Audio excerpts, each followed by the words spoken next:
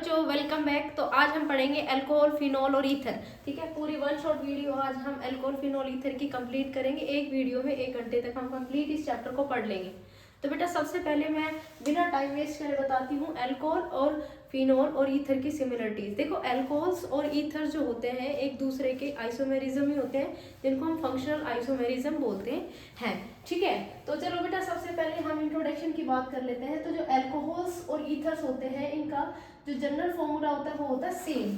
क्या होता है? CnH2n+1OH। ये तो होता है इनका जनरल फॉर्मूला। अब थोड़ी सी इंट्रोडक्शन की बात कर रहे हैं तो हम बता देते बेटा, जो अल्कोहल्स है ये आयोडीन टिंक्चर में यूज होते हैं। फिनोल्स है ये ऑरेंज डाई बनाने में यूज होते हैं। ईथर है ये परफ्यूम इंडस्ट्रीज में बहुत ज्यादा यूज होते हैं। ठीक है, तो ये इनका इंट्रोडक्शन हो गया। ज्यादा डिटेल में न जाते हुए हम बता देते हैं फिनोल का जनरल फॉर्मूला C6H5OH। ये फिनोल का फॉर्मूला होता है। ठीक है बेटा, अब मोस्ट इंपॉर्टेंट क्लासिफिकेशन जो हमें आना चाहिए अल्कोहल, फिनोल और ईथर का। तो सबसे पहले हम अल्कोहल और फिनोल का क्लासिफिकेशन करेंगे। देखो बेटा, सबसे पहले है on the basis of OH group. अगर आपने मान लो एक OH लगाया हो तो उसको मोनो बोलेंगे, 2 OH लगा रखे हैं उसको डाई बोलेंगे, 3 OH लगा रखे हैं तो उसको ट्राई बोलेंगे। ठीक है, तो सपोज करो मेरे पास में 2 फॉर्मूला है CH2OH, CH2OH and CH2OH, CHOH, CH2OH। ठीक है, तो इनका नाम जो होगा, कॉमन नेम जो होगा, सबसे पहले हम उनके OH के ग्रुप के हिसाब से देते हैं। सबसे पहले इसको देखो बेटा, इसको बोलते हैं डाईहाइड्रिक और इसको बोलते हैं ट्राईहाइड्रिक, क्योंकि 3 OH है। ठीक है, इसका फेमस नाम है, common name ethylene glycol, ethylene glycol. ठीक है, आईयूपीएसी नाम है एथेन 1,2-डाइकोल और इसका फेमस नाम है ग्लिसरॉल। ठीक है बेटा, ये कहीं पे पूछ लेते हैं ग्लिसरॉल का फॉर्मूला क्या होता है या ग्लाइकोल के इसमें से स्ट्रक्चर कौन सी, इसलिए मैंने आप लोगों को बताया है। अब आ जाते हैं बेटा फिनोल की। फिनोल की भी जब हम अगर एक OH ग्रुप प्रेजेंट है, जैसे यहाँ पर देखिए OH के साथ अगर ऑर्थो पोजीशन पर OH है, OH के साथ अगर मेटा पोजीशन पर OH प्रेजेंट है और OH के साथ अगर पैरा पोजीशन पर OH प्रेजेंट है, तो इसको बोलते हैं ऑर्थोफिनोल, इसको मेटा और इसको पैरा फिनोल बोलते हैं। ठीक है, ठीक है। अब देखो बेटा, इसमें दोनों ही OH, हम इनकी कोई कंडीशन डिसाइड नहीं कर सकते, तो 1 और 2 dihydroxy benzene, 1,3 dihydroxy benzene, 1,4 dihydroxy benzene. लेकिन मैं आप लोगों को जो बताना चाहती हूँ बेटा, वो है इनका कॉमन नेम। ठीक है, आईयूपीएसी नेम हमारे याद हो जाता है, बट इनके जो कॉमन नेम है वो जरूर आप लोग याद कर लो। इसको बोलते हैं कैचेकोल। अगर आप ऑर्थो पोजीशन पर OH लगाते हो इसके अलावा, तो उसका कॉमन नेम होता है कैचेकोल। ठीक है बेटा, और अगर आप मेटा पोजीशन पर OH लगाते हो तो इसका नाम होता है रेसोर्सिनोल। क्या होता है? रेसोर्सिनोल। और अगर आप पैरा पोजीशन पर दूसरा OH लगाते हो तो इसका नाम होता है फिनोल। ठीक है बेटा, ये थोड़ा सा मैं इसलिए बता रही हूँ कि इसके कॉमन नेम कई बार हमसे पूछ लेते हैं कि इसमें से कैचेकोल की कौन सी स्ट्रक्चर है, रेसोर्सिनोल की कौन सी है, या फिर फिनोल की कौन सी स्ट्रक्चर है। ठीक है, अब आते हैं ईथर्स के नोमेनक्लेचर और क्लासिफिकेशन के ऊपर। देखो बेटा, ईथर्स का जब नोमेनक्लेचर करेंगे तो ईथर 2 टाइप के होते हैं, एक सिमेट्रिकल और एक अनसिमेट्रिकल। अगर आपने जो R लगाए हैं वो दोनों तरफ सेम है तो उसको बोलते हैं सिमेट्रिकल ईथर्स, और अगर दोनों तरफ अलग अलग है तो उसको बोलते हैं अनसिमेट्रिकल ईथर्स। ठीक है, ईथर का नोमेनक्लेचर लिखते टाइम कॉमन नेम जब आप लोग लिखोगे CN, तो हम कैसे लिखेंगे? Alkyl ether. कैसे लिखेंगे बच्चे? Alkyl ether. ठीक है, जब आप आईयूपीएसी आईपैक नाम लिखोगे तो आप लिखोगे एल्कोक्सी एल्केन। क्या लिखोगे बच्चे? Alkoxy alkane. अंडरस्टैंड? अब इसमें सपोज करो मैं आपको एक एग्जांपल देती हूँ CH3OCH3। तो इसका जब वो नाम लिखेंगे तो एक आप मेन कार्बन मान लीजिए, वर्ड ग्रुप मान लीजिए, ये मीथेन और ये बाकी का सब्स्टिट्यूट। तो इसका पहला है मीथऑक्सी, दूसरा है मीथेन, तो ये तो इसका हो गया IUPAC नेम। कॉमन नेम कैसे लिखेंगे, इधर है मीथाइल, मीथाइल, लास्ट में क्या लिखा है मीथाइल, दोनों तरफ मिथाइल है, इधर भी और इधर भी, तो डाई मिथाइल, लास्ट में लिखना है ईथर। अंडरस्टैंड बेटा? ठीक है। अब सपोज करो जैसे मैंने अगर दोनों तरफ अलग अलग ग्रुप रख दिए, अलग अलग ग्रुप्स बना दिए हमने, इधर है मिथाइल और है इधर इथाइल, तो लॉन्गेस्ट कार्बन चेन हम पहले मेन वर्ड ग्रुप के लिए अलग रखेंगे, जिसको हम बोलेंगे इथेन। ठीक है, सब्स्टिट्यूट क्या है मिथाइल, तो इसमें से कितना सा चेंज हो जाएगा, मीथऑक्सी इथेन, मीथऑक्सी इथेन। ठीक है, और इसका जो नाम होगा कॉमन नेम वो क्या होगा, मीथाइल, सॉरी बेटा, ethyl, methyl ether, methyl ethyl methyl ether. Understand बेटा? अब आते हैं बेटा थोड़ा सा इसके क्लासिफिकेशन के पर्पस से अगर हम देखें तो क्लासिफिकेशन एक तो हमने on the basis of OH, कितने आपके पास में OH प्रेजेंट है, डाइहाइड्रिक है या ट्राइहाइड्रिक है, तो हमने वो एग्जांपल्स पढ़ लिए हैं। मोस्ट इंपोर्टेंट जो आ सकता है वो कार्बन किस तरह का, sp3 का है या sp2 टाइप का है। ठीक है, इसका जो नोमेनक्लेचर है दो तीन तरीके से हम पढ़ते हैं। सबसे पहले बेटा एक तो हम पढ़ेंगे प्राइमरी, सेकेंडरी और टर्शरी, मतलब एक ऐसा कार्बन जिससे दूसरा कार्बन एक ही जुड़ा हुआ है, दो जुड़े हुए हैं, तीन जुड़े हुए हैं। ठीक है, और उस कार्बन का हाइब्रिडाइजेशन sp3 होगा। दूसरा जिसको हम बोलते हैं एलाइलिक कार्बन, और अगर उससे OH जुड़ता है तो उसको एलाइलिक अल्कोहल के नाम से जानते हैं। ठीक है, इसकी पहचान क्या होती है, डबल बॉन्ड से नेक्स्ट कार्बन, जिस पर मैं स्टार लगा रही हूँ, ये एलाइलिक कार्बन, तो इससे जो OH लगेगा वो एलाइलिक अल्कोहल। बेटा जो मैंने पहले बनाया 1 डिग्री एलाइलिक अल्कोहल, अब जब मैं दूसरा बनाऊंगी जिसमें तुम OH लगा रहे हो, लेकिन अगर मैं यहाँ पर CH3 लगा देती हूँ, ठीक है, तो सेकेंडरी एलाइलिक अल्कोहल, और अगर मैं तीसरा बनाती हूँ जैसे इस तरह से और दोनों तरफ CH3 लगा देते हैं, तो this one is tertiary allylic alcohol. ठीक है बेटा, इसकी क्या पहचान है, जो भी कार्बन होगा जिससे OH जुड़ा होगा वो sp3 हाइब्रिडाइज होना चाहिए। ठीक है, इनको बोलते हैं एलाइलिक डबल बॉन्ड से अगला कार्बन।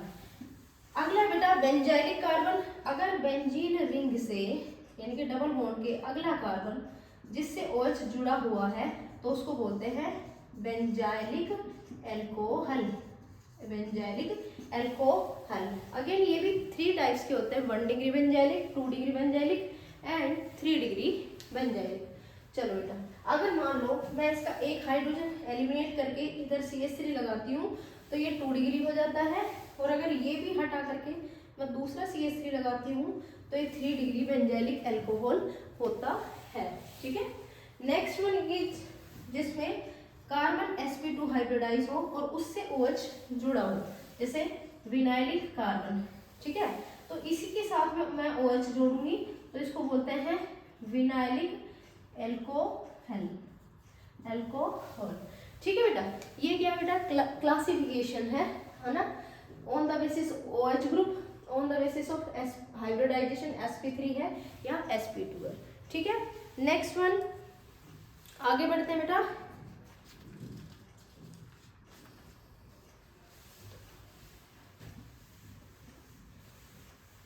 इसको यहां से इरेज कर देते हैं एक बार।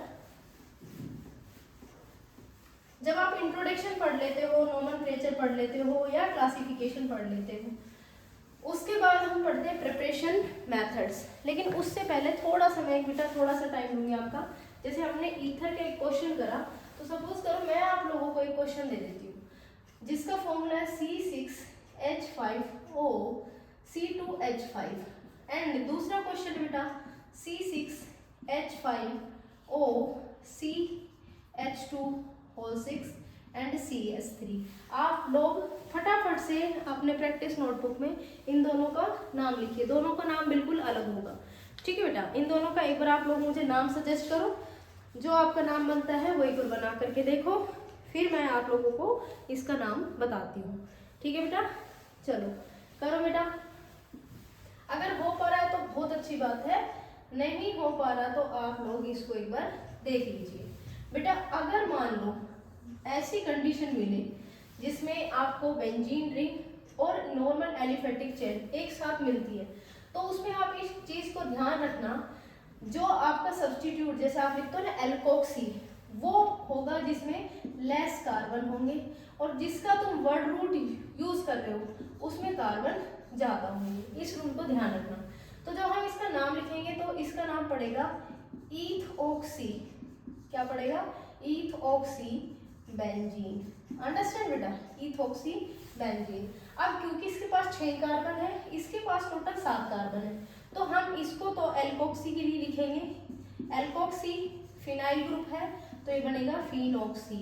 6 और 1 टोटल 7 कार्बन, तो ये फिनॉक्सी हेप्टेन। ठीक है बेटा, ऐसे अगर आपको कंफ्यूज करते हैं क्वेश्चन तो एक बार उनको क्लियर कर लीजिए। बेटा थोड़ा सा आप इस क्वेश्चन की तरफ भी ध्यान दें।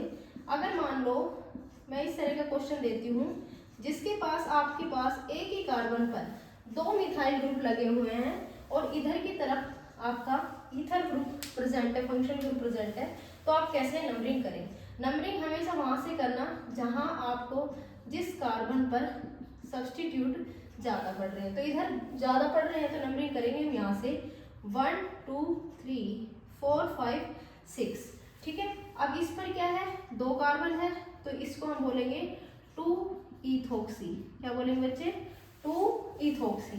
1 पर मिथाइल है तो 1,1 di methyl. Di methyl. Ring कैसी है? साइक्लो, तो इसको बोलेंगे साइक्लो हेक्सेन। अंडरस्टैंड बेटा? तो इसका आईयूपीएसी नोमेनक्लेचर हो गया।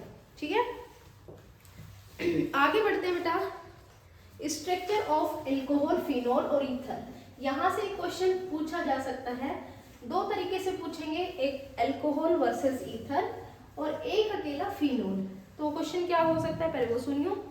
देखो क्वेश्चन ये हो सकता है कि जो एल्कोहल्स में इथेनॉल होता है उसका जो तुम बॉन्ड एंगल पढ़ोगे वो होगा 108 के समथिंग, और जो आप ईथर पढ़ोगे CH3O CH3 उसका जो तुम बॉन्ड एंगल बनाओगे वो होगा लगभग 110 डिग्री के समथिंग। ऐसा क्यों कि इसका बॉन्ड एंगल बढ़ जाता है और इसका कम रहता है? तो वो बिना स्ट्रक्चर के पॉसिबल नहीं है समझना। तो आप लोग सबसे पहले देखो एल्कोहल की स्ट्रक्चर। देखो बेटा, मैंने यहाँ पर लगाया O, यहाँ लगाया H और इधर की तरफ लगाया CH3। सबसे छोटे एल्कोहल में हम ट्राई करेंगे सबसे पहले, है ना, CH3। यहाँ पर CH2 CH3 भी हो सकता है। अब देखो बेटा, यहाँ जो मैं लोन पेयर लगा रही हूँ वो क्या करेंगे? लोन पेयर का काम क्या है?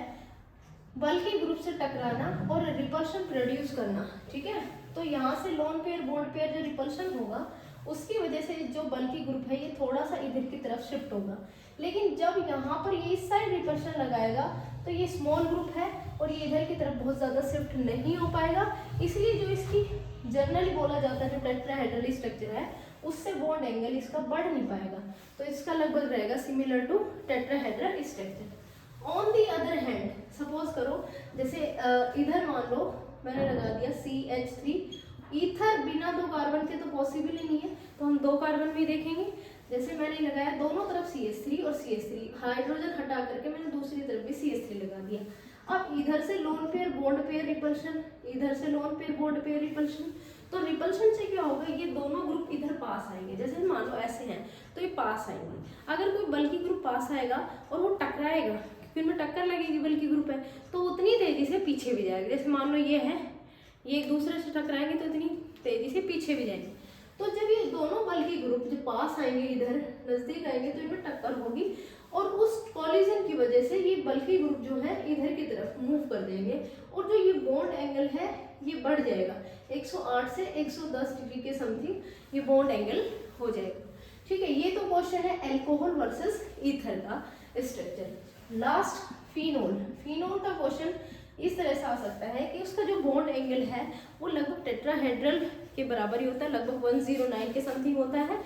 तो ऐसा क्यों? तो बेटा ऐसा इसीलिए क्योंकि जो OH ग्रुप जुड़ा हुआ है वो डबल बॉन्ड कार्बन के साथ में जुड़ेगा, यानी कि अगर आप फिनोल की बात करोगे तो उसमें रेजोनेंस होगा, और रेजोनेंस होगा तो इस वाले कार्बन का हाइब्रिडाइजेशन चेंज हो जाएगा, sp2 हाइब्रिडाइजेशन हो जाएगा, जिसकी वजह से बहुत ज़्यादा रिपल्शन यहाँ पर नहीं होगा, क्योंकि ऑक्सीजन के पास में लोन पेयर अवेलेबिलिटी कम हो जाएगी। जैसे मान लीजिए मैंने ये बनाई स्ट्रक्चर, अब इसके पास में जो लोन पेयर हैं वो lone pair bond pair repulsion तो करने लगेंगे, लेकिन ये लोन पेयर पहले से यहाँ पर डबल बॉन्ड अपना बना रहे हैं, ये लोन पेयर यहाँ पर से हट गए। तो due to sp2 hybridisation of this carbon और due to resonance lone pair availability is less on this oxygen, so bond angle बढ़ेगा बट बहुत कम, तो इसका लगभग 109 के समथिंग रहेगा। ये है इनकी स्ट्रक्चर से रिलेटेड क्वेश्चन। ठीक है, अब यहाँ से मैं रेज कर देती हूँ। Next one is preparation methods. Preparation methods, देखो बेटा डायरेक्ट क्वेश्चन बता देती हूँ। आप प्रिपरेशन मेथड में एल्कीन का सबसे पहले एसिड कैटालिस्ट के साथ में जो रिएक्शन होती है वो बहुत फेमस है, उसका ऑर्डर याद कर लो 3 2 1। ठीक है, 3 2 1 मार्कोनिकोव के अकॉर्डिंग होगी। ठीक है, होता क्या बेसिकली, जो एल्कीन्स होते हैं अगर आप उसकी एसिड के प्रेजेंस में हाइड्रोलिसिस कराते हो तो हमें जो मिलेगा वो अल्कोहल मिलेगा।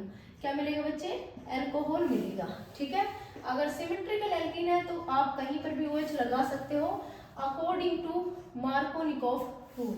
और मार्कोनिकोव रूल ये कहता है कि OH यानी कि नेगेटिव पार्ट उधर जुड़ेगा जहां लेस हाइड्रोजन अवेलेबल होगी। अंडरस्टैंड बेटा? अब जब मार्कोनिकोव रूल आप लगा रहे हो, इसको बोलते हैं एसिड कैटालिस्ट ऑफ एल्कीन। अब बेटा एसिड कैटालिस्ट का क्या मतलब, जो आप सल्फ्यूरिक एसिड डालते हो ये अपनी कंसंट्रेशन में कोई चेंज नहीं करता, जितना H+ शुरू में देता है प्रोटोनेशन करवाता है उतना ही H+ निकाल लेता है। इसलिए इस रिएक्शन का दूसरा जो नाम है प्रोटोनेशन, प्रोटोनेशन डी प्रोटोनेशन के नाम से फेमस है। इसमें रीअरेंजमेंट पॉसिबल है। ठीक है बेटा, इन चीजों का ध्यान रखना। मतलब रीअरेंजमेंट का मतलब क्या, अगर आपको लग रहा है कि OH सेकेंडरी कार्बोकेटाइन पर जुड़ रहे हैं और वहां पर पॉसिबिलिटी 3 डिग्री बनाने की, तो आप 3 डिग्री कार्बोकेटाइन बना सकते हो रीअरेंज कर करके मिथाइल ग्रुप को और हाइड्रोजन को। इसका ऑर्डर भी यही रहेगा 3 degree 2 degree 1 degree according to Markovnikov rule. जो 3 डिग्री कार्बोकेटाइन होंगे वहां पर ज्यादा अच्छा अटैक होगा। अब जो आपकी अनसिमेट्रिकल एल्कीन्स होती हैं वहां पर हम इसको लगाएंगे। तो जैसे मान लो मैंने लिया है प्रोपीन, ये मैंने लिया प्रोपीन, ठीक है, इसका मैंने एसिड कैटालिसिस कराया H2O के प्रेजेंस में, तो वहां पर OH जाएगा जहां हाइड्रोजन कम होंगे। जैसे यहाँ पर क्या है CH2, यहाँ पर है H एंड यहाँ पर है CH3। तो अगर इधर जाएगा तो ये सेकेंडरी अल्कोहल आपका बनेगा। यहाँ पर हाइड्रोजन, यहाँ पर ऑक्सीजन और सॉरी यहाँ पर H, यहाँ पर लगेगा बेटा CH3। अंडरस्टैंड क्या कहना चाह रही हूँ, समझ गए ना? मार्कोनिकोव रूल के अकॉर्डिंग आप एसिड कैटालिस्ट ऑफ एल्कीन कराओगे, है ना। दूसरी बेटा हाइड्रोबोरेशन ऑक्सीडेशन, हाइड्रोबोरेशन ऑक्सीडेशन, दूसरी इसी की रिएक्शन हाइड्रोबोरेशन ऑक्सीडेशन। अब उसमें ज़्यादा मैं डिटेल में नहीं जाऊंगी, बस इतना समझ लेना हाइड्रोबोरेशन ऑक्सीडेशन किस रूल को फॉलो करती है, एंटी मार्कोनिकोव रूल। मतलब इसमें आप वहां पर अटैक कराओगे जहां पर फ्री रेडिकल की स्टेबिलिटी ज्यादा होगी। अंडरस्टैंड? एंटी मार्कोनिकोव के अकॉर्डिंग जैसे HBr या H2O में जो OH होता है वो वहां जाएगा जहां ज्यादा हाइड्रोजन, जिस कार्बन पर ज्यादा हाइड्रोजन अवेलेबल होंगी। समझ में आ गई? इसकी पहचान क्या है, जैसे मान लो मैंने ली है प्रोपीन, क्या लिया बच्चे? प्रोपीन 1 2 3, ठीक है। प्रोपीन ले ली, ये 3 मॉलिक्यूल लेने हैं और 3 BH3 के मॉलिक्यूल के साथ इसका हाइड्रोलिसिस कराओगे, 3 बार ये रिएक्शन होगी तो आपको फाइनली अल्कोहल के जो प्रोडक्ट बनेंगे वो भी आपके 3 ही बनेंगे, CH3 CH2 CH2OH, ये 3 ही बनेंगे। इसको बोलते हैं हाइड्रोबोरेशन ऑफ ऑक्सीडेशन। अब आते हैं बच्चे रिडक्शन। अब देखो रिडक्शन आप कई चीजों का करा करके आप अल्कोहल बना सकते हो, ध्यान रखना इस बात को। सबसे पहले हम जो रिडक्शन कराएंगे वो कराएंगे कार्बोनिल कंपाउंड्स का, ठीक है। जो तीसरा मेथड है रिडक्शन ऑफ कार्बोनिल कंपाउंड्स, इसकी रिएक्शन कराने के लिए, यानी कि अगर आपको कार्बोनिल कंपाउंड्स का रिडक्शन कराना है तो सोडियम बोरोहाइड्रेट के साथ थोड़ा सा वाटर आपको ऐड करना पड़ेगा, ठीक है। हमें 2 हाइड्रोजन चाहिए, एक इसके साथ जुड़ जाए और दूसरा इसके साथ, ताकि इसका रिडक्शन हो जाए, कार्बोनिल कंपाउंड का रिडक्शन हो जाए। तो यहाँ पर एक बार रिएक्शन देखिए, जैसे मेरे पास में है CH3 CHO, लिथियम की वजह से NaBH4 और H2O गिवन है। तो जो मेरा प्रोडक्ट बनेगा उसमें मुझे 2 हाइड्रोजन मिलेंगे, इधर से इन दोनों की वजह से 2 हाइड्रोजन मिलेंगे। बस इतना ध्यान रखना, कार्बोनिल का आपको रिडक्शन कराना है तो 2 हाइड्रोजन जीरो, और अगर आपको एसिड या एसिड डेरिवेटिव का कराना है तो 4 हाइड्रोजन चाहिए। बिना टाइम वेस्ट कर मैं सीधा से बता दी बेटा इसमें क्या है। देखो इसको मैं इस तरह से लिख देती हूँ C+OH, ठीक है। अब 2 हाइड्रोजन चाहिए, एक हाइड्रोजन आप इस कार्बन को दे दो और दूसरा हाइड्रोजन आप इस ऑक्सीजन को दे दो, तो अगली जो स्ट्रक्चर दिखेगी वो कुछ इस तरह से दिखेगी, OH एंड CH2। समझ रहे हो ना क्या कहना चाह रही हूँ, CH3 CH2OH बन गया आपका इथेनॉल। किससे बना है, इथेनॉल से बना है। तो ये रिडक्शन है बेटा, ठीक है। दूसरी बात, मान लो मैंने रिडक्शन कराया किसका, कीटोन का, CH3 C+OCH3, इसमें भी मुझे रिडक्शन के लिए सिर्फ दो ही हाइड्रोजन चाहिए, NaBH4 और H2O के साथ। रिडक्शन होगा तो यहाँ पर एक ऑक्सीजन के साथ इधर चला जाएगा, दूसरा हाइड्रोजन इधर चला जाएगा, तो ये बनेगा CH3 CHOH CH3। तो यहाँ से एक कंफर्मेशन हो गई। अगर आप एल्डिहाइड लेते हो तो 1 डिग्री अल्कोहल्स बनते हैं, और अगर आप कीटोन्स लेते हो तो सेकेंडरी अल्कोहल्स बनते हैं, ठीक है बेटा। आगे बढ़ते हैं, जब आगे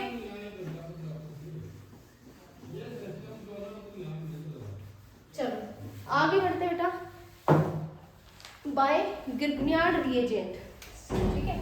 RMgX की अगर आप रिएक्शन कराते हो कार्बोनिल कंपाउंड के साथ और हाइड्रोलिसिस करा देते हो तो हमारे प्रोडक्ट्स बनते हैं एल्कोहल्स।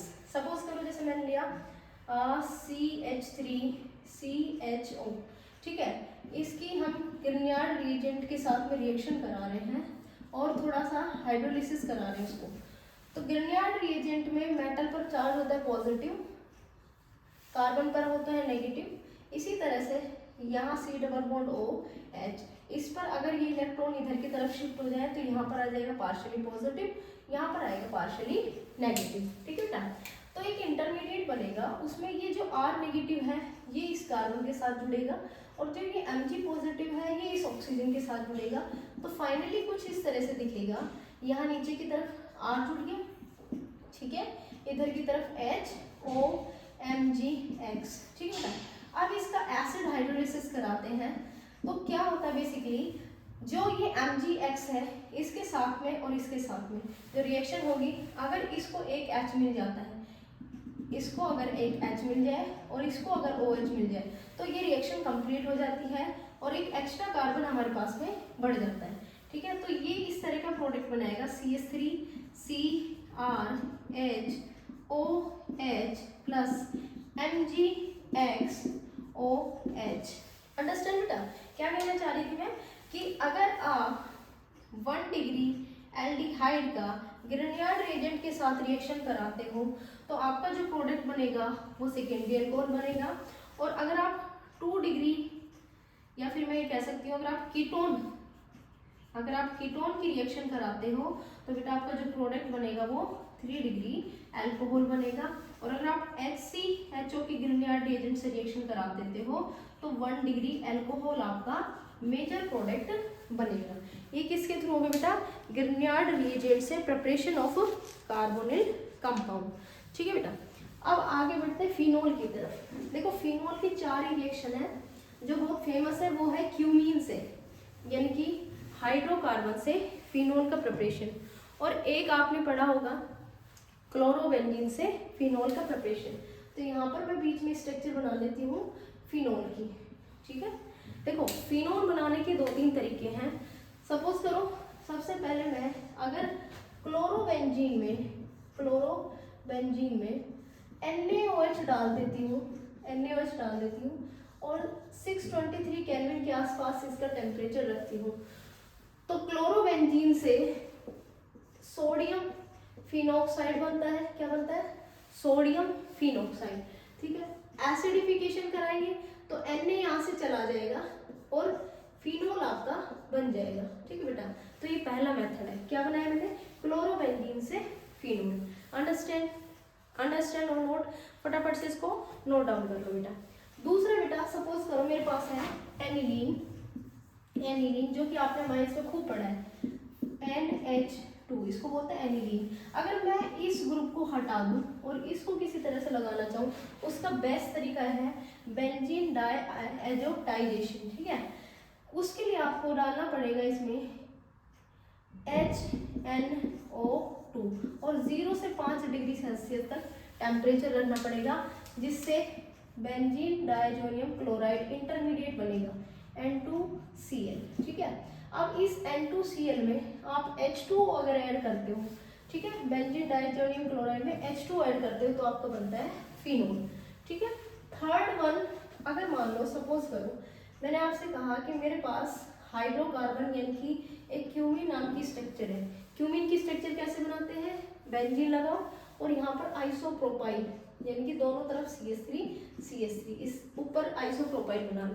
ठीक है, इसका आपने ऑक्सीडेशन कराना है।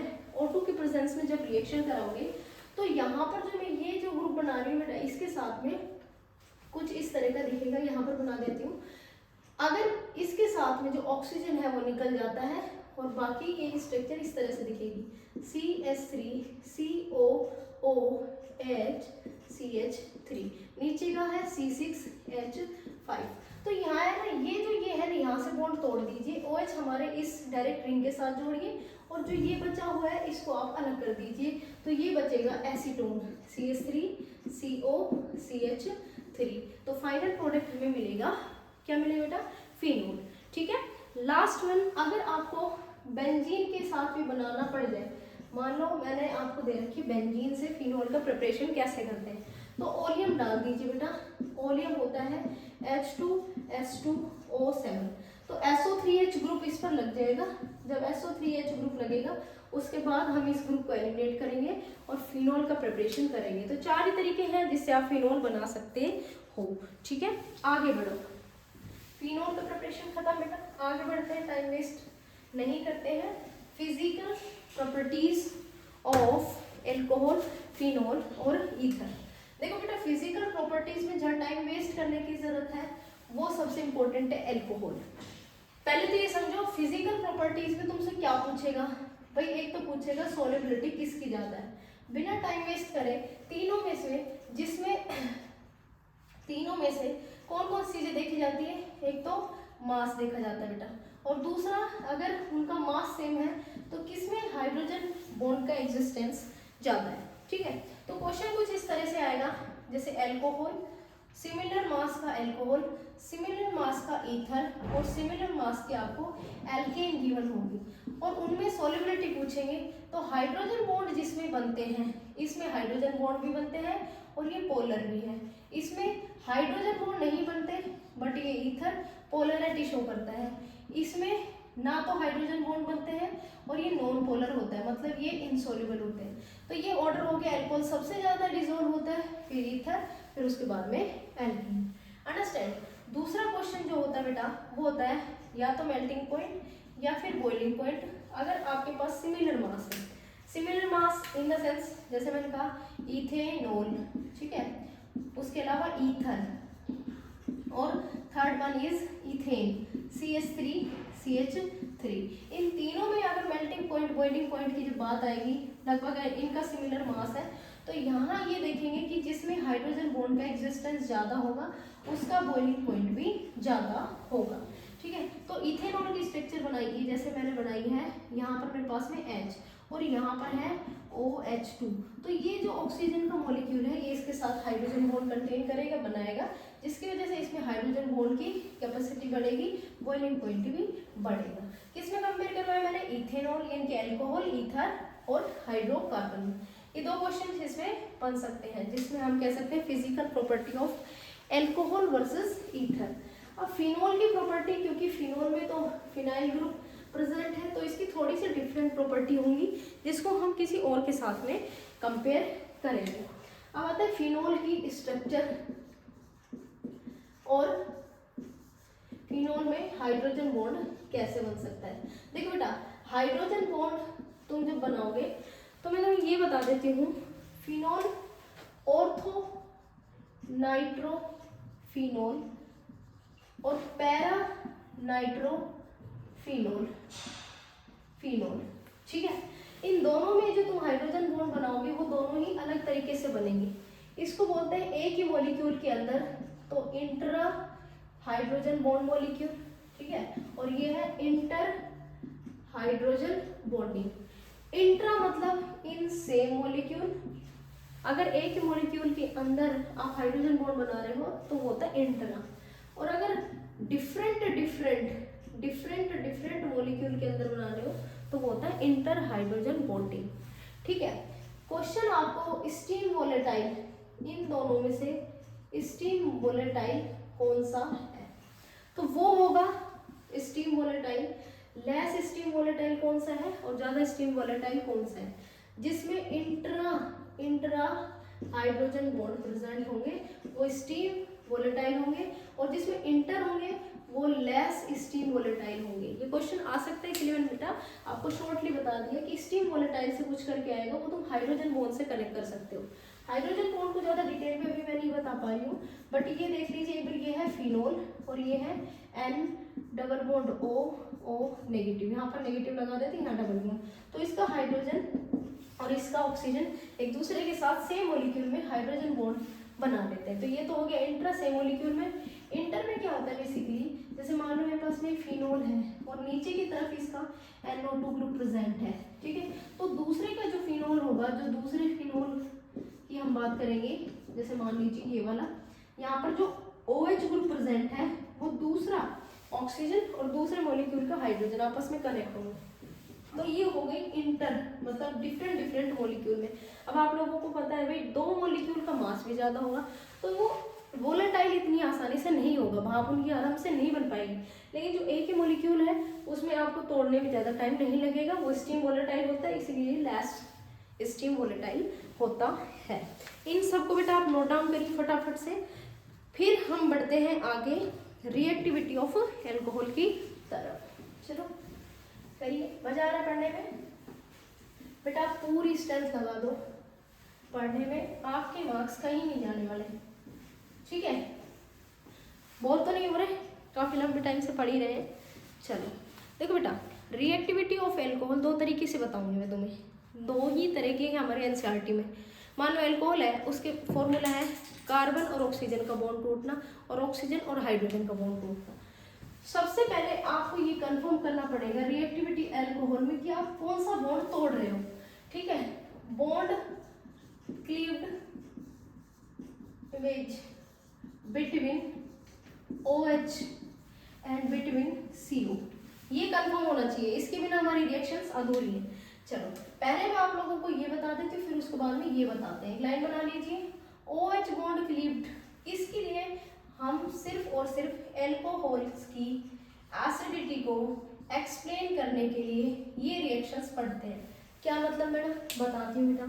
देखो सपोज करो अगर मान लो एल्कोहल एसिड है तो एसिड की पहचान है कि वो बेस के साथ, जैसे मान लो मैंने बेस डाला और एसिड डालो तो तुरंत एक दूसरे के साथ वो जुड़ जाएंगे, ठीक है। यहाँ से ये कंफर्म चीज होती है। तो मान लो मैंने एल्कोहल लिया और उस अल्कोहल को एल्कली मेटल की प्रेजेंस में रिएक्ट कराया, तो एल्कली मेटल इतना स्ट्रॉन्ग जो बेस होता है वो इसके साथ में जुड़ जाएगा और सोडियम एल्कोक्साइड बनाएगा। क्या बनाएगा? Sodium alkoxide. अब ये कोई नई चीज नहीं है, जो ये सोडियम एल्कोक्साइड बनाया है दूसरी तरह से भी पॉसिबल है।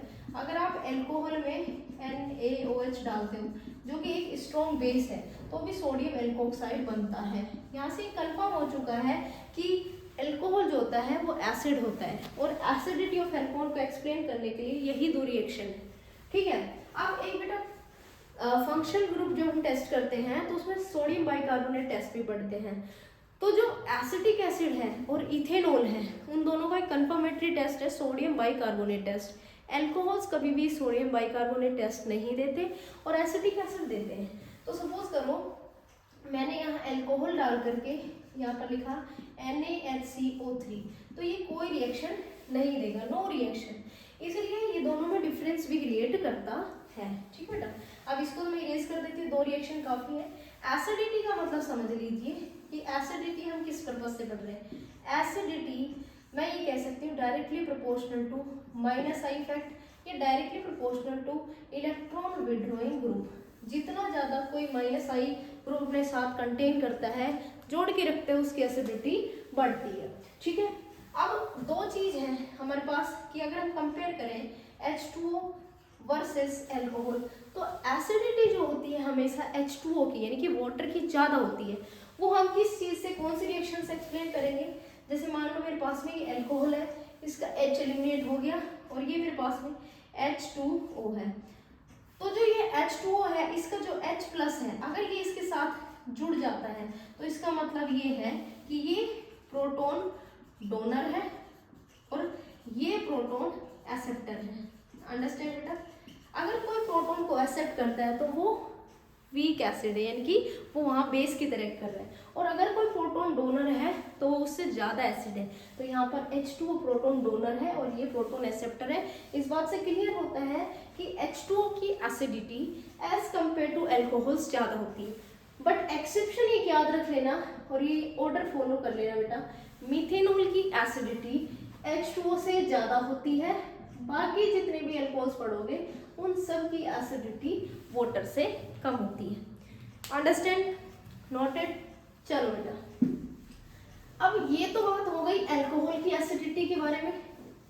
ठीक है, नेक्स्ट वन इज फिनोल।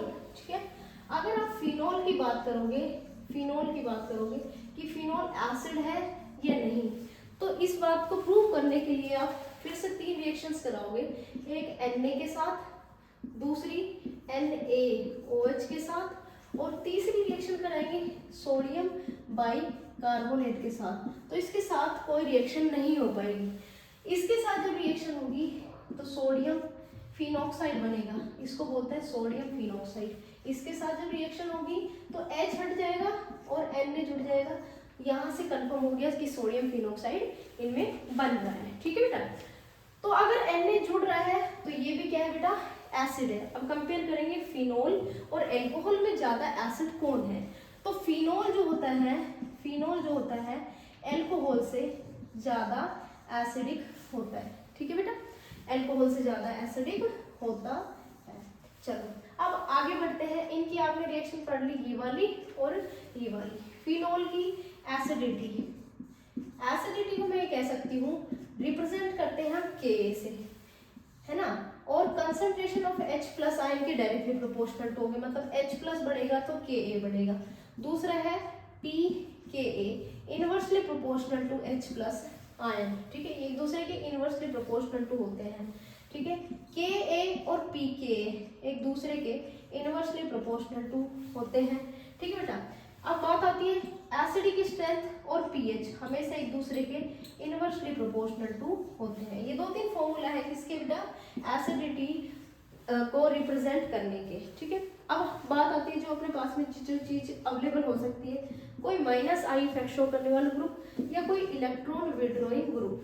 ठीक है, तो एक क्वेश्चन देती हूँ मैं आप लोगों को, आप लोग अंदाजा लगाना कि किसकी एसिडिटी ज्यादा है। देखो सपोज कर मेरे पास फिनोल है लेकिन उसके साथ मैंने लगाया OCH3, दूसरा मेरे पास फिनोल है लेकिन मैं उसके साथ ना प्लस आई जोड़ रही हूँ ना माइनस आई, ठीक है।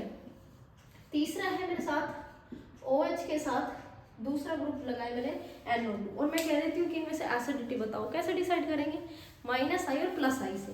चलो OH में तो कोई डिफरेंस है नहीं, नीचे के ग्रुप्स देखते हैं। ये -I शो करता है, इलेक्ट्रॉन विड्रॉ करता है, ठीक है, तो ये इलेक्ट्रॉन विड्रॉइंग ग्रुप, ये इलेक्ट्रॉन नीचे की तरफ रिलीज करेगा, तो ये इलेक्ट्रॉन्स बहुत फास्टली नीचे की तरफ आएंगे।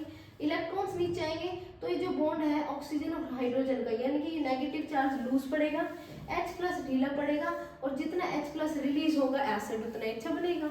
यहाँ पर क्या होता है कि जो ये ऑक्सीजन है ये डोनर है, यानी कि ये +I इफेक्ट शो कर रहा है यहाँ पर। अब ये उल्टा ऊपर +I मतलब इलेक्ट्रॉन्स को पहुंचाने लग रहा है, तो नेगेटिव चार्ज बड़ा होगा, तो इस H+ को आराम से जाने ही नहीं देगा। यहाँ पर ये है कि ऑक्सीजन का जितना चार्ज था उतना ही है, ठीक है, तो जितनी इसकी नॉर्मल एसिडिटी थी उतनी ही है, यहाँ पर कोई इफेक्ट करने वाला भी नहीं है, यानी कि ना तो इस ऑक्सीजन को कम करने वाला है ना बढ़ाने वाला है। तो जब हम इसका ऑर्डर लिखेंगे तो NO2 ग्रुप जिस पर लगा हुआ है, थर्ड की एसिडिटी सबसे ज्यादा, फिर सेकेंड की, and last one is first की। तो बेटा ये हो गए आपके एसिडिटी के क्वेश्चंस, ठीक है, इनको आप लिख लीजिए, नोट डाउन कर लीजिए। आगे हम बढ़ते हैं दूसरे टाइप के क्लीवेज में, जिसको हम बोलते हैं कार्बन और ऑक्सीजन का बॉन्ड टूटना, ठीक है बेटा। अब देखो इसमें जो आपका क्वेश्चन आएगा cleavage between carbon and oxygen, उसमें क्या था, ऑक्सीजन और हाइड्रोजन। तो इसमें एक ही रिएक्शन फेमस है जिसको तुम बोलते हो एस्ट्रीफिकेशन।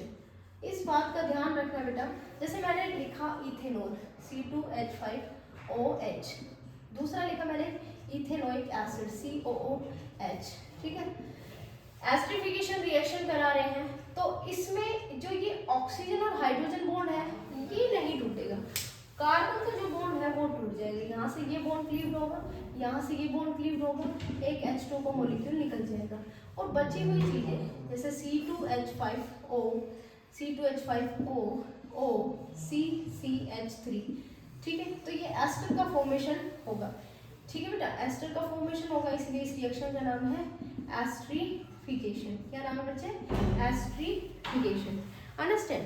अब एक बहुत फेमस क्वेश्चन है, जैसे मैंने कहा कि आपको सैलिसिलिक एसिड दे रखा है, और उस सैलिसिलिक एसिड के आप एसिटिक एनहाइड्राइड के साथ में रिएक्शन कराओ, तो बनने वाले प्रोडक्ट का नाम हमें सजेस्ट करो, तो उसका नाम होगा एस्प्रिन।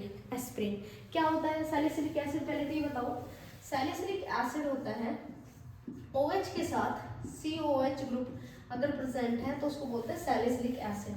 इसकी रिएक्शन एसिटिक एनहाइड्राइड के साथ करा दीजिए।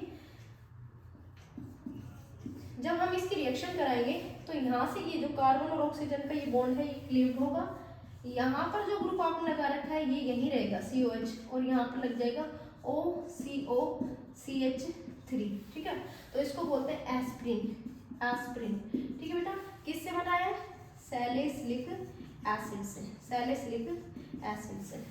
अंडरस्टैंड, अंडरस्टैंड और नोट, फटाफट से इसको नोट डाउन करो बेटा, ठीक है। अब नेक्स्ट वन है बेटा, लास्ट बचती हैं आपके एल्कोहल और आपके फिनोल की कुछ इंपॉर्टेंट रिएक्शंस, क्योंकि हम क्या पढ़ रहे हैं, सारी रिएक्टिविटी ऑफ एल्कोहल्स पढ़ रहे हैं। सपोज करो मैंने आपको एल्कोहल दे रखा है, और एल्कोहल की PCl5 के साथ रिएक्शन है, एल्कोहल की PCl3 के साथ है, SOCl2 के साथ है, तो इनका जो प्रोडक्ट बनेगा मेजर, वो तीनों का क्या बनेगा, alkyl chloride, alkyl chloride, alkyl chloride. But जब हम एल्कोहल से एल्काइल क्लोराइड बनाते हैं तो मेजरली सल्फोनिल क्लोराइड का यूज करते हैं, क्योंकि इसमें जो बाई प्रोडक्ट्स होते हैं वो दोनों गैसेस होते हैं, जैसे SO2 और HCl, जो तुरंत लिबरेट हो जाते हैं और हमें प्योर फॉर्म में, एकदम प्योर फॉर्म में RCl मिल जाता है। PCl3 के साथ कराते हो तो इसमें H3PO3 निकलता है, ठीक है बेटा, और अगर इसके साथ कराते हो तो इसके निकलता है POCl3 प्लस HCl, ठीक है, इसलिए हम सबसे ज्यादा यूज SOCl2 का करते हैं। नेक्स्ट वन मोस्ट इम्पोर्टेंट एक रिएक्शन है डिहाइड्रेशन। क्या रिएक्शन बेटा, डिहाइड्रेशन, मतलब H2O का एलिमिनेशन, इस रिएक्शन को बोलते हैं डिहाइड्रेशन। तो इसको कैसे करना है, मान लो इसमें थोड़ा सा मैं टेम्परेचर चेंज कर दूं, इथेनॉल को मैं दो तरीके से रिएक्ट करा रही हूँ, सल्फ्यूरिक एसिड के साथ, कॉन्सेंट्रेट सल्फ्यूरिक एसिड डाला और अगर मैंने 443 केल्विन पर रिएक्ट करा दिया और थोड़ा सा कम टेम्परेचर कर दिया 413 केल्विन, तो दोनों ही केस में अलग अलग प्रोडक्ट बनते हैं। पहले वाले केस में डिहाइड्रेशन होगा और दूसरे में एस्टर का फॉर्मेशन होगा। Let's see how. देखो इथेनॉल है, इसमें से एक OH ग्रुप और एक H, दोनों एलिमिनेट हो जाएंगे और H2O बाहर निकल जाएगा। तो जो मेजर प्रोडक्ट बनेगा वो एल्कीन बनेगा। क्या बनेगा बच्चे? एल्कीन बनेगा। ठीक है, बीटा हाइड्रोजन निकला है तो बीटा एलिमिनेशन के नाम से बोलते हैं, डिहाइड्रेशन के नाम से बोलते हैं। लेकिन अगर टेम्परेचर थोड़ा सा भी कम है, जैसे मैंने लिखा 413 केल्विन, तो इसमें ईथर का फॉर्मेशन होगा, जैसे CH3OCH3। अंडरस्टैंड? ये क्या है बेटा? Chemical reactivity of alcohols. ठीक है, अब नेक्स्ट एल्कोहल्स की जो रिएक्टिविटी बचती है, इधर लिख देती हूँ। ठीक है, वो है कॉपर के साथ अगर 573 केल्विन के साथ आप रिएक्शन कराते हैं तो 1 डिग्री अल्कोहल, 2 डिग्री अल्कोहल और 3 डिग्री अल्कोहल, तीनों ही अलग अलग रिएक्शंस देते हैं। क्या मतलब? अगर आप 1 डिग्री अल्कोहल की कॉपर 573 के साथ रिएक्शन कराते हो तो मेजर प्रोडक्ट बनेगा एल्डिहाइड, ऑक्सीडेशन होगा और एल्डिहाइड का फॉर्मेशन होगा। लेकिन अगर आप 2 डिग्री के कराते हो तो फॉर्मेशन होता है कीटोन का। टर्शरी की कराते हो तो नो प्रोडक्ट फॉर्मेशन। ये इंपॉर्टेंट क्वेश्चन है, ध्यान रखना। 3 डिग्री कॉपर 573 केल्विन के साथ कोई रिएक्शन नहीं देगा और लास्टली एल्कीन का फॉर्मेशन कर लेगा।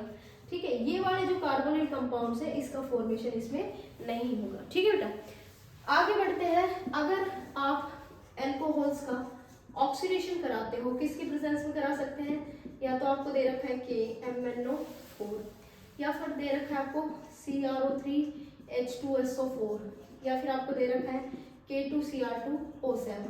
तीनों ही केस में जो लास्ट प्रोडक्ट बनेगा वो बनेगा बेटा कार्बोक्सिलिक एसिड, जिसको मैं कह सकती हूँ जो भी आपने रेस्पेक्टिव अल्कोहल ले रखा है उतने कार्बन का एसिटिक एसिड यानी कि एसिड का फॉर्मेशन होगा। अंडरस्टैंड? चलो, जैसे मैंने कहा आपके पास है प्राइमरी अल्कोहल CH3OH, इसका मैंने ऑक्सीडेशन कराया KMnO4 की प्रेजेंस में विदाउट PCC, तो ये बनेगा मीथेनल HCHO। एक ही कार्बन है ना, तो एक ही कार्बन का पहले मीथेनल प्रोडक्ट बनेगा जो फर्दर अपने आप ऑक्सीडेशन कर करके कन्वर्ट हो जाएगा HCOOH में, जिसको बोलते हैं formic acid. But in case मैंने यहाँ पर PCC डाल दिया तो लास्ट प्रोडक्ट हमारा बनेगा मीथेनल। अंडरस्टैंड बेटा? तो ये सारी हैं reactivity of alcohols, reactivity of alcohols. Next है बेटा रिएक्टिविटी या केमिकल रिएक्शंस ऑफ फिनोल। ठीक है, केमिकल रिएक्शंस ऑफ फिनोल को पढ़ाने से पहले एक चीज जो तुम्हारी क्लियर कर देती हूँ। आपके पास में 2 आयंस तैयार हुए, एक एल्कोक्साइड और एक है फिनोक्साइड। फिनोक्साइड, इन दोनों में से जो स्टेबिलिटी है वो किसकी ज़्यादा होगी? हाई स्टेबिलिटी किसकी होगी? तो उसको हम कैसे कंपेयर करेंगे? उसको हम कंपेयर करेंगे रेजोनेंस से, रेजोनेटिक स्ट्रक्चर ऑफ एल्कोक्साइड। अगर आप देखोगे तो एल्कोक्साइड ये होता है बेटा, इसमें कोई रेजोनेंस पॉसिबल नहीं है। But in case of phenoxide, जैसे मैंने लिया फिनोक्साइड, तो अगर हम इसकी रेजोनेटिक स्ट्रक्चर बनाएंगे तो ये जो नेगेटिव चार्ज है ये रिंग पर सेपरेट हो जाएगा। मान लो यहाँ पर डबल बॉन्ड आ गया, 3 जो पोजीशन है यहाँ पर ये नेगेटिव चार्ज को सेपरेट कर सकता है। ठीक है, तो जो नेगेटिव चार्ज का सेपरेशन है इसकी वजह से फिनोक्साइड आयन जो होता है इसकी स्टेबिलिटी ज़्यादा होती है as compared to alkoxide. Understand or not? Very good बेटा। अब आती है फिनोल की एसिडिटी के बाद में फिनोक्साइड की स्टेबिलिटी जो हमने अभी कंप्लीट करी है। अब पढ़ेंगे इनकी रिएक्शंस। देखो, जो भी बेंजीन रिंग की कैरेक्टरिस्टिक्स रिएक्शन होती हैं वो इलेक्ट्रोफिलिक सब्स्टिट्यूशन रिएक्शंस होती हैं। तो यह फिनोल में भी हम इलेक्ट्रोफिलिक सब्स्टिट्यूशन रिएक्शंस पढ़ेंगे। ठीक है, अब इलेक्ट्रोफिलिक सब्स्टिट्यूशन नाइट्रेशन हो सकता है, ब्रोमिनेशन हो सकता है और उसके अलावा फ्रिडिल क्राफ्ट रिएक्शन और सल्फोनेशन हो सकता है। ठीक है, तो बीच में लिख लेते हैं फिनोल। ठीक है, ये हो गई फिनोल की केमिकल रिएक्शंस। यहाँ पर लिख देती हूँ केमिकल रिएक्शंस ऑफ फिनोल। ठीक हो, क्या बोलेंगे? Electrophilic substitution reaction. इलेक्ट्रोफाइल होता है पॉजिटिव, अटैक किसके पर ऊपर करेगा, जहां नेगेटिव चार्ज ज्यादा होगा। अब इसकी जो नेगेटिव चार्ज का सेपरेशन है वो ऑर्थो और पैरा पर ज्यादा होता है। इलेक्ट्रोफिलिक रिएक्शन में एक तो होता है नाइट्रेशन जिसमें इलेक्ट्रोफाइल होगा NO2, अगर ब्रोमिनेशन करा रहे हो तो Br पॉजिटिव, सल्फोनेशन करा रहे हो तो SO3H+, एंड फ्रीडिल क्राफ्ट करा रहे हो तो R यानी कि CH3 पॉजिटिव, ये एल्काइलेशन, और एसिटाइलेशन करा रहे हो तो COCH3, ठीक है, एसिटाइलेशन। ये चार अपनी 3 और 2 5 टोटल 5 रिएक्शंस हम पढ़ेंगे। सबसे पहले आती है कंडीशन NO2। देखो बेटा बहुत इंपॉर्टेंट क्वेश्चन आएंगे अपने NO2 के। अगर आप मोनोनाइट्रेशन कराते हो तो एक NO2 लगता है, और अगर आप कंसंट्रेट HNO3 लगा देते हो तो 2 ऑर्थो पर एक पैरा पोजीशन पर NO2 जुड़ जाता है। तो ध्यान रखना इस बात को। अगर आप फिनोल में डाइल्यूट HNO3 डालते हो तो फिनोल में सिर्फ एक पोजीशन पर, जैसे मैंने लगा दिया पैरा पर, एक जगह NO2 लगेगा। इसको बोलते हैं मोनोनाइट्रेशन। क्या बोलते हैं? मोनोनाइट्रेशन। अंडरस्टैंड बेटा, मोनोनाइट्रेशन। सेकेंड वन, अगर मान लो सपोज करो मैं यहाँ पर लिखती हूँ कंसंट्रेट HNO3, तो कंसंट्रेट HNO3 फिनोल के साथ इतनी फास्ट रिएक्ट करेगा कि जहाँ नेगेटिव चार्ज इसको दिखेगा वो फटाफट से जुड़ेगा, क्योंकि ये बहुत स्ट्रॉन्ग इलेक्ट्रोफाइल है, ठीक है, इसको नेगेटिव चार्ज चाहिए सिर्फ। तो फिनोल में जो OH ग्रुप प्रेजेंट है ये हाईली रिएक्टिव है और इन तीनों पोजीशन पर NO2 को जोड़ लेगा। जब तीनों पोजीशन पर NO2 लग जाता है और इस पोजीशन पर OH होता है तो इसको बोलते हैं पिक्रिक एसिड। क्या बोलते हैं? Picric acid. अंडरस्टैंड बेटा, वेरी नाइस। सेकेंड रिएक्शन है बेटा Br2 वाटर। अगर आपको ब्रोमिनेशन कराना है और आपने डाला Br2 वाटर, आप कहोगे मैडम Br2 वाटर क्यों, हम FeCl3 या FeBr3 क्यों नहीं डालते? बताएंगे बेटा वो भी। देखो फिनोल के पास में जो OH ग्रुप होता है वो हाईली एक्टिवेटेड होता है, हाईली एक्टिवेटेड होता है, जो कि डायरेक्टली कार्बन जो जुड़ा होता है डायरेक्टली एरोमेटिक कार्बन से जुड़ा होता है, ठीक है। इसलिए हाईली एक्टिविटी की रीजन की वजह से हम सिर्फ Br2 वाटर ही डालेंगे। Br2 वाटर डालते ही Br2 थोड़ा सा बेटा गर्म पानी होता है वो वाटर डालते हैं इसमें, ठीक है। तीनों पोजीशन पर यहाँ पर जो भी वेकेंट पोजीशन इसको दिखेंगी ऑर्थो और पैरा की, वहां पर जाकर के लग जाएगा। अंडरस्टैंड। अब मुझे सिर्फ मोनोब्रोमिनेशन कराना है तो उसके लिए जो कंडीशन है Br2 के साथ CH2 डालना पड़ेगा, एनहाइड्रेट CH2 डालना पड़ेगा, तो सिर्फ एक पोजीशन पर Br लगेगा।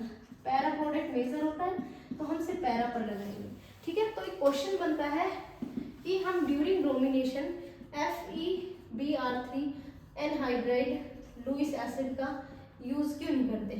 सिर्फ इसीलिए due to highly activated group of OH which are directly linked with aromatic ring, ठीक है बेटा।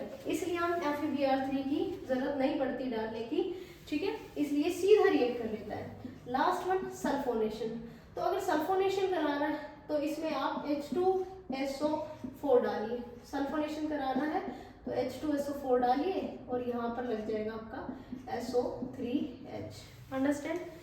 ये हो गए बेटा आपकी 3 रिएक्शन, नाइट्रेशन, ब्रोमिनेशन और सल्फोनेशन। आगे बढ़ते हैं एल्काइलेशन और एसिटाइलेशन। देखो एल्काइलेशन हम सिर्फ RCl की प्रेजेंस में कराते हैं। फ्रीडिल क्राफ्ट रिएक्शंस, पहला है एल्काइलेशन, टाइम काफी कंज्यूम हो रहा है, और दूसरा है एसिटाइलेशन। एसिटाइलेशन दोनों में बता देती हूँ। इसमें आप सिर्फ RCl डाल सकते हो, इसमें आप वो सब कुछ डाल सकते हो जिसके पास ये ग्रुप प्रेजेंट हो तोड़ने के बाद, ठीक है। तो मैं एक रिएक्शन करा रही हूँ जैसे एसिटाइलेशन और एल्काइलेशन में। फिनोल की रिएक्शन अगर मान लो मैं CH3Cl के साथ एनहाइड्राइड AlCl3 डाल के करती हूँ तो जो इसकी ऑर्थो पोजीशन और पैरा पोजीशन है वहां पर ये CH3 को जोड़ देता है, ठीक है। किसको जोड़ देता है? CH3 को जोड़ देता है, इसको बोलते हैं एल्काइलेशन। Second one acetylation. अगर आप फिनोल की रिएक्शन जैसे मैंने कहा थोड़ा सा RCOCl डाल दीजिए, CH3CO एसाइल क्लोराइड डाल दीजिए और एनहाइड्राइड AlCl3 डाल दीजिए। जैसे ही फ्रीडल क्राफ्ट रिएक्शन करेंगे यहाँ से बॉन्ड टूट जाएगा और ये पॉजिटिव इस ये इस कार्बन पर अटैक करेगा। ठीक है, तो यहाँ पर आएगा OH, यहाँ पर आएगा COCH3। ठीक है बेटा, अंडरस्टैंड।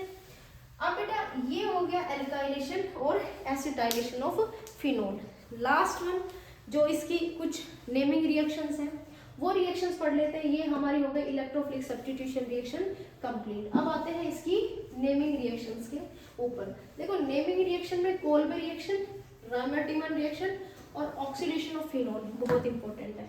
ठीक है, क्या है? फिनोल की 3 रिएक्शन। अगर मान लो फिनोल की तुम ऑक्सीजन के साथ में रिएक्शन करा रहे हो, सॉरी कार्बन डाइऑक्साइड के CO2 की प्रेजेंस में रिएक्शन करा रहे हो, तो इस रिएक्शन का नाम होता है कोल्बे रिएक्शन। क्या होता है बेटा? Kolbe reaction. कोल्बे रिएक्शन में क्या होता है बेसिकली, यहाँ OH के साथ COH ग्रुप लग जाता है और इसका नाम पड़ जाता है सैलिसिलिक एसिड। क्या होता है बेटा? Salicylic acid, salicylic acid. दूसरी रिएक्शन, अगर मान लो मेरे पास क्लोरोफॉर्म है CHCl3 और NaOH है, जब मैं दोनों को एक साथ डालती हूँ, क्लोरोफॉर्म और NaOH के साथ में अगर रिएक्शन कराती हूँ, तो इस रिएक्शन का नाम है रेमर-टेमान रिएक्शन। क्या होता है, इसकी पहचान क्या है? ये CH को पकड़ लो और इस पोजीशन पर CH लगा दो, यहाँ OH रहेगा और इससे बन जाएगा सैलिसिल्डिहाइड, सैलिसिल्डिहाइड। अंडरस्टैंड? ये दोनों ही नेमिंग रिएक्शन है। थर्ड वन, अगर मान लो मुझे ऑक्सीडेशन कराना है Na2Cr2 और SEM की प्रेजेंस में, तो फिनोल से ऑक्सीडेशन होगा, हाइड्रोजन हट जाएगा और इस तरह का कंपाउंड बनेगा जिसको तुम बोलोगे बेंजोक्विनोन। ठीक है बेटा, बेंजोक्विनोन। अब ये क्वेश्चन इस तरह से भी आ सकते हैं, जैसे मान लो फिनोल का जो फॉर्मूला, टोटल कार्बन कितने? फिनोल के पास 6 कार्बन। ठीक है, हाइड्रोजन कितने? 6 और एक इधर C6H6, टोटल 1 2 3 4 5 और एक 6 और एक ऑक्सीजन। तो इस तरह से अगर आपको फॉर्मूला बेस में मिलते हैं क्वेश्चन में, तो आप ध्यान रखना बेटा, C6H6O का मतलब होता है फिनोल, जो इन तीनों के साथ में रिएक्ट करेगा और इस तरह से रिएक्शन देगा। यहाँ कंप्लीट होती है फिनोल की ऑल केमिकल रिएक्शंस। जो टाइम बच रहा है उसमें हम पढ़ेंगे ईथर और उसको कंप्लीट करेंगे। देखो ईथर का क्लासिफिकेशन मैंने बता दिया था। ठीक है, रिएक्टिविटी बता दी, सॉरी फिजिकल प्रॉपर्टी बता दी, नोमेनक्लेचर बता दिया। तो अब आते हैं सीधा इसके प्रिपरेशन मेथड में, बिना टाइम वेस्ट करें इसका प्रिपरेशन मेथड आप लोगों के साथ डिस्कस करते हैं। ईथर की बात करेंगे तो हम प्रिपरेशन मेथड में मोस्ट इम्पोर्टेंट जो पढ़ते हैं 2 तरीके से, एक में हम सिमेट्रिकल ईथर का फॉर्मेशन करेंगे और दूसरे में अनसिमेट्रिकल और सिमेट्रिकल दोनों ईथर का फॉर्मेशन करेंगे। अनसिमेट्रिकल और symmetrical ether Williamson ether synthesis के थ्रू बनी है, विलियमसन ईथर सिंथेसिस के थ्रू बनता है। अंडरस्टैंड? जो हमारा इंपॉर्टेंट क्वेश्चन है। ठीक है, सिमेट्रिकल ईथर में आपको क्या लेना पड़ेगा, जब आप इथेनॉल डाल रहे हो, आपने इथेनॉल डाला तो यहाँ जो आपको मिलेगा वो ईथर मिलेगा। क्या बनेगा? ईथर बनेगा। इसको बोलते हैं सिमेट्रिकल ईथर का फॉर्मेशन। अंडरस्टैंड और नोट? इसमें बस आपको कुछ भी नहीं, जैसे आपने कंसंट्रेट HNO3 डाला था, कंसंट्रेट H2SO4 और 413 केल्विन, तो ये आपका सिमेट्रिकल, दोनों तरफ RR सेम ईथर कंज्यूम या मिलेगा। विलियमसन ईथर थोड़ा सा अलग है। विलियमसन ईथर सिंथेसिस में एल्काइल हैलाइड की नीड होती है, एल्कोक्साइड की नीड होती है, दोनों रिएक्ट करते हैं और ईथर का फॉर्मेशन करते हैं। यहाँ से ये बॉन्ड टूटता है और यहाँ से बॉन्ड टूटता है, तो ये बनता है ROR। अब ये सेम भी हो सकते हैं और डिफरेंट भी हो सकते हैं। जैसे मैंने कहा, मेरे पास में जो एल्काइल हैलाइड है वो ये है और एल्कोक्साइड है वो ये है। ठीक है, सोडियम इथोक्साइड, दोनों की रिएक्शन कराई, यहाँ से बॉन्ड टूटा और यहाँ से बॉन्ड टूटा, तो ये बन गया CH3O C2H5। तो दोनों तरफ R डिफरेंट है, इसीलिए विलियमसन ईथर सिंथेसिस जो होता है अनसिमेट्रिकल ईथर का प्रिपरेशन करने में सक्सेसफुल रहता है। अब आप कहोगे मैम इसमें किस तरह के क्वेश्चंस आ सकते हैं? विलियमसन ईथर सिंथेसिस से 2-3 बातें क्लियर होती हैं। एक तो ये जिस स्टेप को फॉलो करते हैं वो SN2 रिएक्शन है। ठीक है, SN2 रिएक्शन है। दूसरी बात, इसमें कभी भी सामने से अटैक नहीं होता, बैक अटैक होता है, तो इसको बोलते हैं इनवर्जन का फॉर्मेशन होता है। इसमें किसका होता है? इनवर्जन का। अब आप बायोमोलिकुलर रिएक्शन पढ़ो और उसको सेकेंड ऑर्डर ना बोलो, ये भी ठीक बात नहीं है।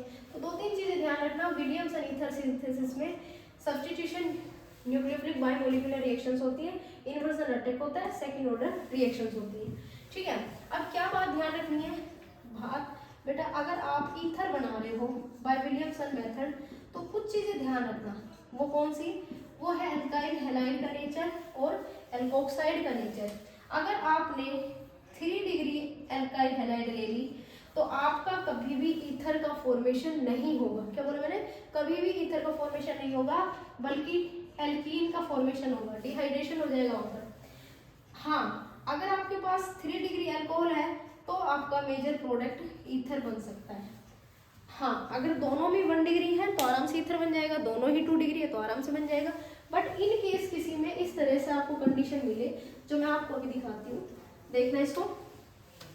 देखो बेटा, बहुत इंपॉर्टेंट क्वेश्चन है, बहुत तरीके से पूछ सकते हैं। जैसे अगर आपको 3 डिग्री एल्काइल हैलाइड देते हैं, CH3 CH3 CH3 NCl, और उसकी रिएक्शन करा रहे हो आप CH3ONa, और आपसे फाइनल प्रोडक्ट पूछ रहे हैं कि भाई हमें ये बताओ, ये जो मेजर प्रोडक्ट बनेगा वो क्या बनेगा?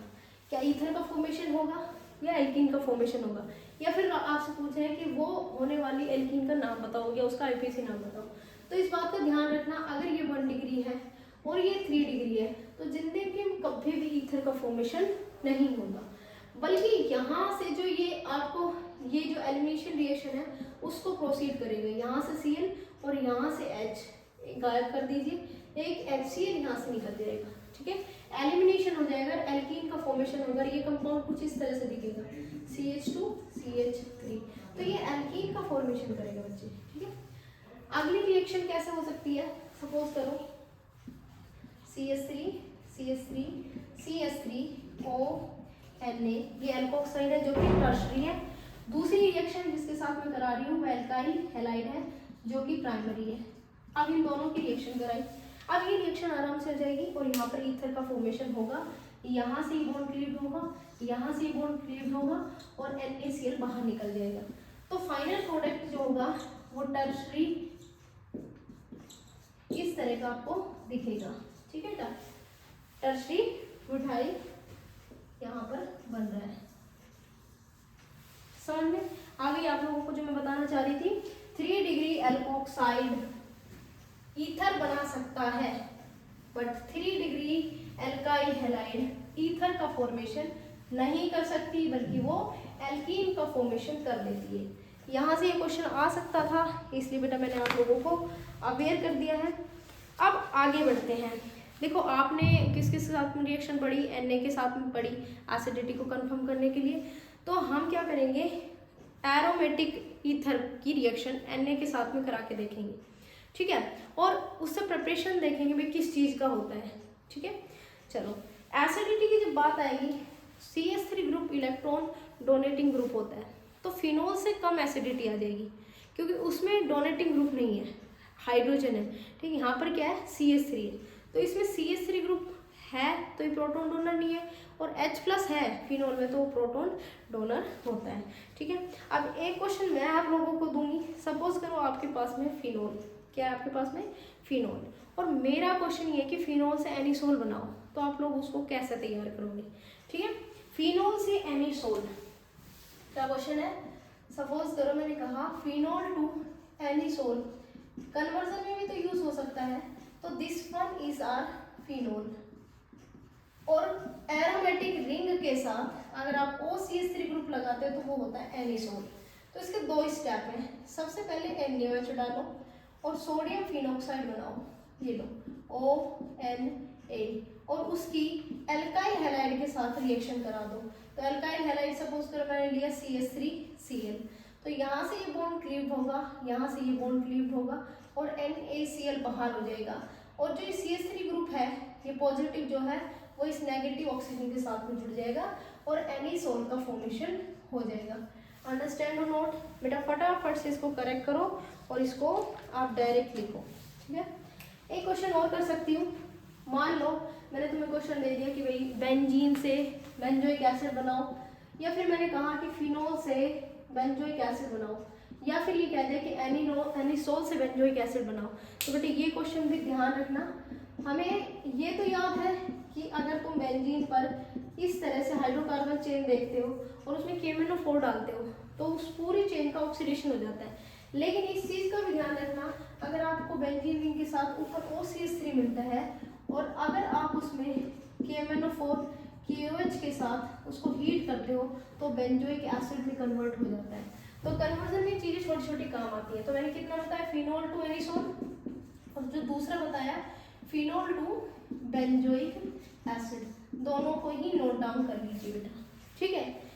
अब आते हैं इसकी, जब प्रिपरेशन मेथड्स हो गए तो उसके बाद में बेटा हम पढ़ते हैं chemical reactivity of phenols, sorry anisoles, chemical reactivity of anisoles और अदर ईथर्स, ठीक है।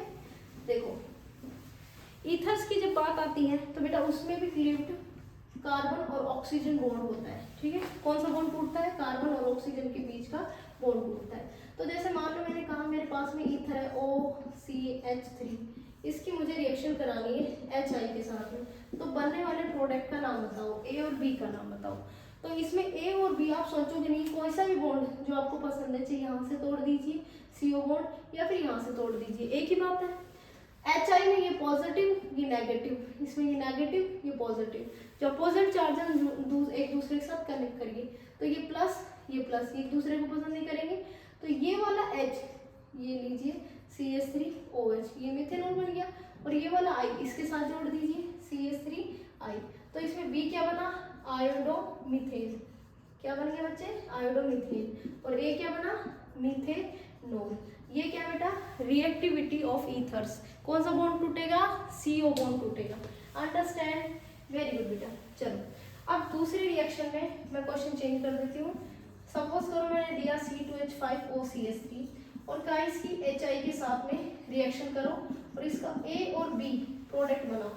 तो बेटा इसको हम कैसे करेंगे भाई, हम कौन से कार्बन को तोड़े, दोनों तरफ कार्बन है तो कौन से कार्बन को तोड़े। तो इस चीज का थोड़ा सा बेटा आप लोगों को ध्यान रखना पड़ेगा।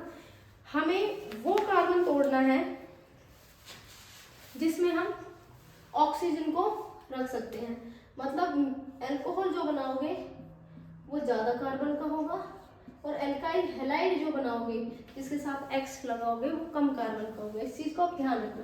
तो जब मैं इसको ब्रेक डाउन कर रही हूँ तो ये बनेगा C2H5OH and CH3I, आयोडोमेथेन plus ethanol. कैसे पता करा भाई, जो H है वो ऑक्सीजन के साथ जुड़ेगा तो हम लंबे वाले कार्बन के साथ ऑक्सीजन को रखेंगे और कम कार्बन के साथ आयोडीन को रखेंगे। इसी तरह से ध्यान रखना, अनसिमेट्रिकल केस में अगर आपके पास ज्यादा कार्बन है तो उसके साथ ऑक्सीजन को ले जाइए, कम कार्बन है उसके साथ आयोडीन के ले जाइए, ठीक है। अब यहाँ पर मैं एक एक्सेप्शन लेकर के आऊंगी। जैसे मेरे सामने एक क्वेश्चन है इस तरह से, आप इसका बताएं CH3OCH3, ठीक है। अगर मेरी इसके साथ में रिएक्शन हो रही है, HI के साथ में रिएक्शन हो रही है, तो यहाँ पर जो A और B प्रोडक्ट है वो अलग बनेंगे। कैसे बनेंगे, इसमें जो क्लीव्ड होगा बॉन्ड वो कम कार्बन यहाँ से वो तो बनाएगा अल्कोहल और ज्यादा कार्बन होगा वो बनाएगा एल्काइल हैलाइड। दोनों ही केस अलग है, इसलिए मैंने बता दिया स्पेशली। अगर आपको इस तरह से 1 डिग्री और सेकेंडरी का केस मिलता है तो आप आराम से ऑक्सीजन को ज्यादा कार्बन साथ ले जाएं, और अगर आपको इस तरह से टर्शरी का केस मिलता है तो कम कार्बन के साथ ऑक्सीजन को ले जाएं और ब्रेक डाउन करें। तो इसमें क्या बनेगा, एक तो बनेगा मीथेनॉल, ठीक है, और दूसरा बनेगा टर्शरी ब्यूटाइल आयोडीन CiCH3 का होल थ्राइस। अंडरस्टैंड बेटा। बेटा ये इसीलिए मैंने बताया था कि आप लोगों को ध्यान रखें कैसे बॉन्ड तोड़ते हैं। बॉन्ड तोड़ने का बहुत ध्यान रखना। सिमेट्रिकल में कोई प्रॉब्लम नहीं है, अनसिमेट्रिकल में अगर 1 डिग्री या 2 डिग्री है तब आप ज्यादा कार्बन वाले ऑक्सीजन को ले जाइए, ठीक है। और अगर टर्शरी का कोई केस बन रहा है एल्कोक्साइड का तो जो कम कार्बन है उसके साथ ऑक्सीजन को तोड़ दीजिए, ठीक है। ये क्या है बेटा, बॉन्ड डिसोसिएशन या bond cleavage between C and O। अगला क्वेश्चन जो आप लोगों के लिए आप लोग खुद डिसाइड करेंगे अगर मैं आपको एनिसोल देती हूँ, ये लीजिए एनिसोल देती हूँ, और क्वेश्चन ये है कि मुझे फिनोल चाहिए, इससे कन्वर्जन रिएक्शन आपसे करवाना चाहती हूँ, तो आप मुझे क्या सजेस्ट करोगे, कौन सा रिएजेंट हम इसमें डालें? तो भी कौन सा डाल सकते हैं? मुझे CH3 हटाना है, यहाँ कुछ और लगाना है, तो मैं इसमें HI डाल सकती हूँ। HI के साथ जब गर्म करेंगे तो यहाँ से जो बॉन्ड है ये डिसोशिएट होगा, ज़्यादा कार्बन के साथ ऑक्सीजन आएगा, यहाँ तो जुड़ जाएगा H+ और इसके साथ आयोडोमिथेन बाहर हो जाएगी। ठीक है, तो ये बन गया A और ये बन गया B। इस तरह के क्वेश्चंस आपको देखने को मिलेंगे बेटा। अंडरस्टैंड और नोट? चलो, अब हमने इलेक्ट्रोफिलिक सब्स्टिट्यूशन रिएक्शन इसमें भी पढ़नी है। किसमें बेटा? ईथर्स में, एरोमेटिक ईथर्स में। एरोमेटिक ईथर्स क्या होते हैं? ये एरोमेटिक ईथर है, जैसे मैंने कहा एनिसोल, ये एरोमेटिक ईथर है। अगर आप इस ब्रोमिनेशन करा रहे हो या नाइट्रेशन करा रहे हो, कंसंट्रेट H2SO4 और कंसंट्रेट HNO3, या फिर सल्फोनेशन करा रहे हो कंसंट्रेट H2SO4 के साथ, तो प्रोडक्ट क्या बनते हैं? मेजर प्रोडक्ट Br2 के साथ आपको जरूरत पड़ती है एसिटिक एसिड डालने की। मेजर प्रोडक्ट बनता है ऑर्थो और पैरा सब्स्टिट्यूट। जैसे मैंने यहाँ पर Br लगाया, प्लस में एक बार पैरा पोजीशन पर Br लगाया। ठीक है बेटा। दूसरा बेटा, अगर नाइट्रिक एसिड के साथ आप रिएक्शन करा रहे हो, फिर भी नाइट्रेशन करा रहे हो, तो एक बार NO2 यहाँ पर लगा दीजिए और दूसरा NO2 यहाँ पर लगा दीजिए। ठीक है बेटा, OCH3NO2। ठीक है। अब एल्काइलेशन और एसिटाइलेशन में ऑर्थो और पैरा पोजीशन पर CH3 लगा दीजिए, COCH3 आप ऑर्थो पैरा पोजीशन पर लगा दीजिए, सेम एज लाइक फिनोल। तो बेटा ये हो गई हमारी आज की कंप्लीट सेशन, जिसमें हमने अल्कोहल, फिनोल और ईथर तीनों को एकदम कंप्लीट कर दिया है। आप लोग मुझे कमेंट करके बताएं आपको कैसा लगा। Thanks for watching.